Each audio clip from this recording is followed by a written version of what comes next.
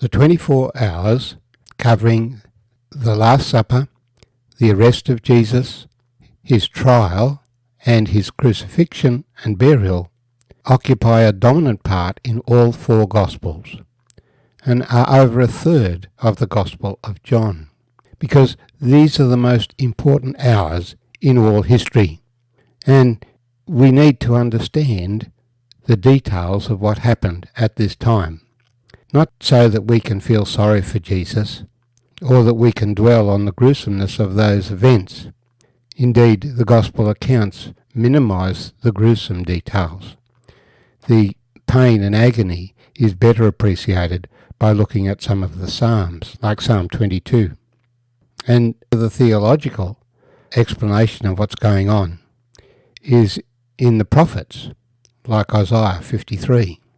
The key point of Christianity is that Jesus willingly allowed himself to be arrested and crucified. Although he was innocent of all charges, he submitted to these things. In that way, he consciously took the punishment for the sins of the whole world upon himself. There are those who claim Jesus is a good teacher and emphasize that aspect, but they deny that it was actually Jesus who was crucified and rose from the dead. Well, a good teacher who didn't rise from the dead just condemns us, because he has shown us what we are doing wrong, but has no remedy. Jesus was not only the teacher who showed us the need we had of salvation, but also provided the remedy for our sin. Well, as we read through John's Gospel, we come to chapter 18.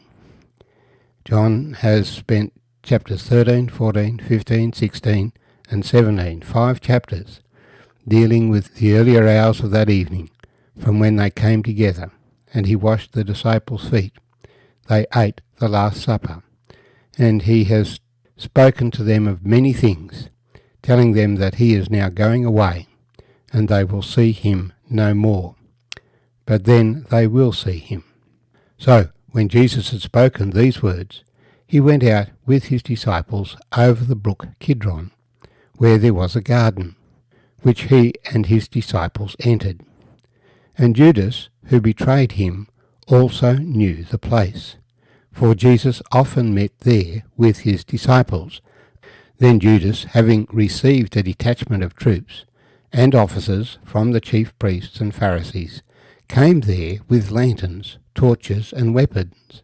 Jesus, therefore, knowing all things that would come upon him, went forward and said to them, "Whom are you seeking?" They answered him, "Jesus of Nazareth." Jesus said to them, "I am he." And Judas, who betrayed him, also stood with them. Now when he said to them, "I am he," they drew back and fell to the ground. Then he asked them again, "Whom are you seeking?" And they said, "Jesus of Nazareth." And Jesus answered, "I have told you that I am he. Therefore, if you seek me, let these go their way, that the saying might be fulfilled which he spoke, of those whom you gave me, I have lost none." Then Simon, having a sword, drew it and struck the high priest's servant, and cut off his right ear. The servant's name was Malchus. So Jesus said to Peter, "Put the sword into the sheath. Shall I not drink the cup which my Father has given me?" My name's Arthur, and I thank you for joining me as we share John's experience of this night. Luke and Matthew give us other details of these events. The fact that it was quite some time that the disciples spent in the garden. Jesus spent the time praying, but the disciples were very tired and went to sleep.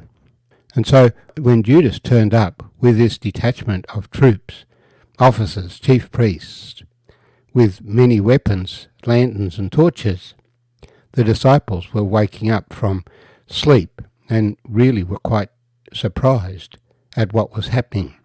But Jesus knew what was going to happen, and so he was expecting Judas. He didn't run away. he had deliberately come to this place where he knew Judas would find him. So Jesus was, in that sense, a creature of habit. This was a regular hangout for Jesus and his disciples, a quiet place near the temple, just across the brook Kidron, which is generally dry, but outside the gate. And again it is repeated, Jesus therefore, knowing all things that would come upon him, went forward and said to them, "Whom are you seeking?" It's a time of full moon, but we understand this was a garden with trees in it, and so it would be relatively easy to find your way around, but under the trees you would need the lanterns. So Jesus is not at all withdrawing or fearing what lies ahead of him. He is determined to drink the cup which the Father has given him, even though it is like bitter medicine. And so as these men come, he comes out to them and says, "Whom are you seeking?" As if he was just someone who happened to be there and was being very helpful. And they answered, "Jesus of Nazareth." And so he declares, "I am," which is the name of God. John reports 7 occasions where Jesus has declared, "I am." I am the door. I am the bread of life. I am the way, the truth, and the life. I am the resurrection and the life. I am the vine. I am the light of the world. I am the good shepherd. And so now he declares, "I am." And as soon as he said that, they fell back. They were not expecting Jesus to be so bold as to come to them, as if they were looking for somebody else, as if they didn't believe that he would do this. And so he says, "Well, whom are you seeking?" And they said, "Jesus of Nazareth." Jesus answered, "I have told you that I am. If you seek me, let these go their way." So we see his motivation, that the disciples not be caught up in his arrest. They have the opportunity to flee, and they do. There was nothing to be achieved by the disciples suffering at this time. Indeed, all of them would be persecuted, and most, if not all, ultimately executed for the name of the Lord Jesus. But Jesus' death was different. He was dying as a substitute, and none of us can be a substitute for another, for we are all guilty of our own sin.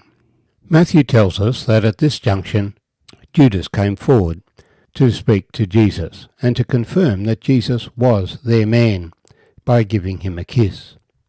And Jesus challenges him and challenges them as to the integrity of their actions. When Peter sees Jesus being arrested, he springs into action. He is one of the few disciples that has a sword, and he thought he had to protect his master. That was his thinking, which he had articulated before, and so he starts slashing around with it. I imagine Peter was right-handed, but here we said it's recorded he cut off the servant's right ear. And if you have a sword and you're slashing around and you are right-handed, to cut off somebody's right ear means that you are attacking them from behind. That servant was Malchus. Peter was long dead, as was Malchus when John gave this report. But he validates his account by naming those involved. Jesus tells him, "Put the sword away. Shall I not drink the cup which my Father has given me?" And so Jesus is arrested and bound, and the disciples flee, although they monitor where Jesus is taken from a distance, because the detachment of troops do not chase after them. But Jesus knows all that is about to happen to him. He had attempted to explain it to his disciples beforehand, but it was all too incredible for them to take in. They firmly believed Jesus was the Messiah. Therefore, he must live.